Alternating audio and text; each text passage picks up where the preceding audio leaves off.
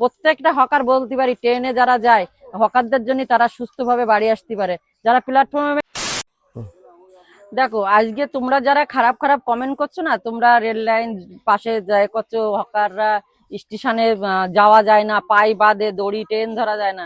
তা আজকে মনে করো না আমাদের উচ্ছেদ করে দিচ্ছে বলে সারা পশ্চিমবাংলায় আমরাই শুধু একা মানে মুখ সুবড়ে পড়ছি। আজকে তোমরা ট্রেন থেকে নামছো, এক কাপ চা খাচ্ছ, একটা বিস্কুট খাচ্ছ, 7 টাকায় হয়ে যাচ্ছে। একটা জল কিনছো 20 টাকায় হয়ে যাচ্ছে।